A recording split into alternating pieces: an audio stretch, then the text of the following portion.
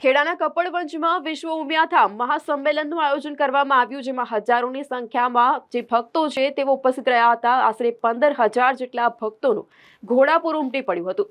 તો આ સાથે જ વાત કરું કે ખેડાના કપડવંજમાં જે ઉમિયાધામનું મહાસંમેલન યોજવામાં આવ્યું હતું, તેમાં મહત્વનું છે કે મહાસંમેલનના અધ્યક્ષ તરીકે વિશ્વ ઉમિયાધામના પ્રમુખ શ્રી આર.પી. પટેલ સહિતના જે ટ્રસ્ટીઓ છે, હોદ્દેદારો છે, તેઓ ઉપસ્થિત રહ્યા હતા. કેન્દ્રીય મંત્રી દેવુસિંહ ચૌહાણ અને કપડવંજના ધારાસભ્યશ્રીઓ પણ ઉપસ્થિત રહ્યા હતા. તો સાથે જ મહાસંમેલન અંગે વાત કરતા વિશ્વ ઉમિયાધામના પ્રણેતા એવં પ્રમુખ આર.પી. પટેલ જણાવ્યું કે વિશ્વ ઉમિયાધામ મંદિરે આધ્યાત્મિક સાથે રાષ્ટ્ર ચેતનાનું કેન્દ્ર બનશે.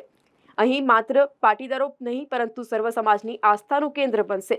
સાથે જ વડાપ્રધાન નરેન્દ્ર મોદી જેવી રીતે રાષ્ટ્ર ચેતના ઉજાગર કરી કામ કરી રહ્યા છે, તેવી જ રીતે ગુજરાતના યુવાનોએ પણ પોતાનામાં રાષ્ટ્ર ચેતના જાગૃત કરી અને કામ કરવું જોઈએ. પીએમ નરેન્દ્ર મોદી અને ગૃહમંત્રી અમિત શાહે સરદાર પટેલની પ્રતિમા અને પ્રતિભા રાષ્ટ્ર જ નહીં વિશ્વભરમાં ઉજાગર કરી છે તેવું જણાવ્યું હતું. તો આ સમયે જેમ કે વાત કરી 15,000 કરતાં પણ વધારે જે ભક્તો છે તેઓનું ઘોડાપુર આ મહાસંમેલનમાં ઉમટી પડ્યું હતું.